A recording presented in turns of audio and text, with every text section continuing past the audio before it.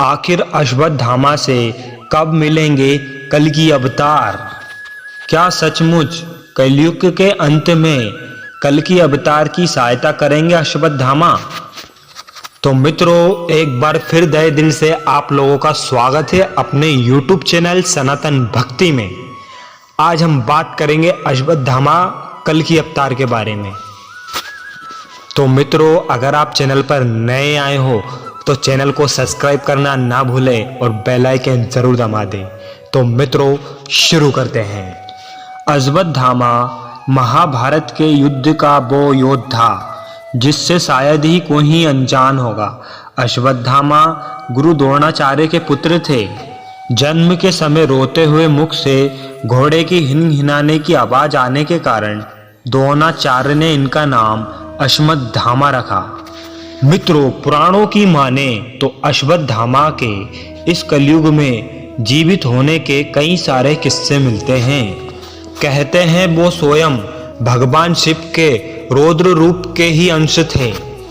अश्वत्थामा को मिले हुए श्राप का किस्सा तो आप सभी जानते ही होंगे। महाभारत में युद्ध के अंतिम समय पर भीम द्वारा दुर्योधन को हराकर उसकी जांघ तोड़ दी गई थी। तब पांडव वहां से अपने शहर की ओर निकल गए थे। दुर्योधन और दोन अश्वत्थामा के बीच वार्तालाप हुआ। अश्वत्थामा ने कुकर्म की नीति बनाई, जिसमें उन्होंने एक रात पांडवों के शहर में घुसकर पांडवों को मारना चाहा, जिसकी भनक भगवान श्री कृष्ण को पहले ही लग चुकी थी। इसीलिए भगवान श्री कृष्ण उसी रात पांडवों भाइयों को किसी काम से लेकर गए। तभी पीछे से अश्वत्थामा ने शिवेग में घुसकर पांडव समझकर उनके पुत्रों की हत्या कर दी और सभी शिविरों में आग लगा दी। साथ ही साथ उन्होंने अपने पिता गुरु द्रोणाचार्य के हत्यारे यानी दुष्ट त्रिविक्रम को भी खत्म कर दिया। तभी वहां पर अर्जुन और बाकी पांडव आ पहुंचे, जिन्हें वापस आता देख अश्वत्थामा ने एक घास का तिनकर उठाकर ब्रह्मशीर अस्त्र का सृजन किया और पांडवों की ओर प्रहार किया। तभी अर्जुन ने ब्रह्मशीर अस्त्र को उनकी ओर आते हुए देखा। तभी अर्जुन ने भी ब्रह्मशीर अस्त्र का उपयोग किया। अब ऐसी परिस्थिति उत्पन्न हो गई थी कि दोनों महान योद्धाओं की शक्तिशाली अस्त्र आमने सामने थे। यदि इनका मिलाप हो जाता या फिर ये आपस में टकरा जाते तो पूरे संसार का विनाश निश्चित था। इस भीषण विनाश को रोकने के लिए भगवान विष्णु ने दोनों ही योद्धाओं को होने वाले विनाश की चेतावनी देते हुए अपने अपने शस्त्र को पीछे लेने के लिए कहा। भगवान विष्णु के कहने पर तो अर्जुन ने अपना शस्त्र पीछे ले लिया, लेकिन अश्वत्थामा को इस विद्या का कोई भी ज्ञान नहीं था।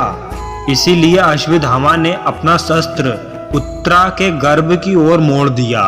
उत्तरा अभिमन्यु की पत्नी थी, जिनसे उन्हें जल्दी ही एक संतान प्राप्त होने वाली थी। अश्वत्थामा के इस शस्त्र की बदौलत उत्तरा का गर्भ नष्ट हो गया, लेकिन भगवान श्री कृष्ण के द्वारा उस बालक को पुनः जीवित किया गया, जिसका नाम परीक्षित पड़ा गया, जो कि आने वाले समय में उस बालक ने पांडवों के साम्राज्य को चलाया। लेकिन उसी समय भगवान श्री कृष्ण अश्वत्थामा पे पूरी तरह से क्रोधित हो उठे और उन्होंने अश्वत्थामा को श्राप दिया कि तुम अपने शरीर पर अनगिनत घाव लेकर जंगलों में युगों तक भटकते रहोगे, परंतु तुम्हें मृत्यु तक नसीब नहीं होगी। इतना कहकर भगवान श्री कृष्ण ने अश्वत्थामा के माथे पर से वो शक्तिशाली मणि छीन ली, जो कि अश्वत्थामा की शक्ति का स्रोत था। ऐसे भयानक श्राप को लेकर अश्वत्थामा वहां से चला गया।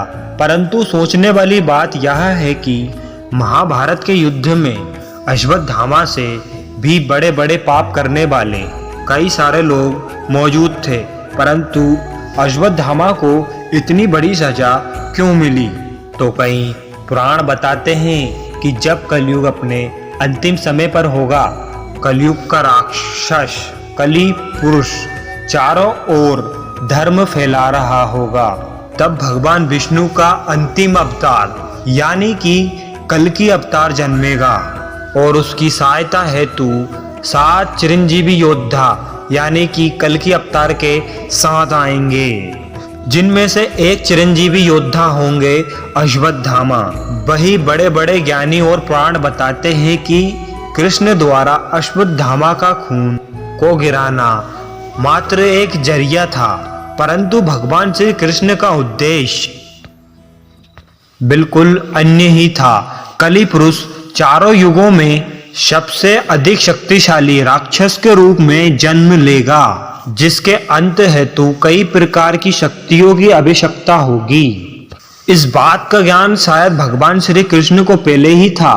इसी कारण भगवान श्री कृष्ण ने अश्वत्थामा को श्राप दिया, जिससे समय आने पर भगवान श्री कृष्ण ने अश्वत्थामा कली पुरुष का अंत करने में कल्कि अवतार जी की सहायता कर सके। कहा जाता है कि एक समय ऐसा भी आएगा जब कली पुरुष की सेना से युद्ध करने के लिए कल्कि अवतार को एक सेनापति की आवश्यकता पड़ेगी और उस कमी को पूरा करेंगे अश्वत्थामा। इसके साथ उनकी शक्ति श्रुत यानी उनकी मणि उनको वापस प्राप्त होगी और इस बार वो अधर्म नहीं बल्कि धर्म का साथ देंगे। यही एक कारण है जिसके कारण श्री हनुमान जी साथ ही श्री परशुराम जी आज तक अजर अमर हैं। कुल मिला के 7 चिरंजीवी आज तक भी इस धरती पर मौजूद है और उनके मौजूद होने के सबूत भी मिलते हैं। जी हाँ, जब कली पुरुष चारों ओर अंधकार फैला देगा और साथ ही अधर्म का बोलबाला होगा, उस समय कल्कि अवतार इस धरती पर जन्म लेंगे। भगवान परशुराम द्वारा उन्हें शिक्षा प्राप्त होगी और उसके बाद उनकी भेंट होगी स्वयं अश्वत्थामा से। आपको यह जानकारी कैसी लगी कमेंट बॉक्स में जरूर बताएं। वीडियो अच्छी लगी हो तो मित्रों चैनल को सब्सक्राइब करें और एक लाइक जरूर कर दें और देखते रहिए सनातन भक्ति। अब हमें इजाजत दीजिए।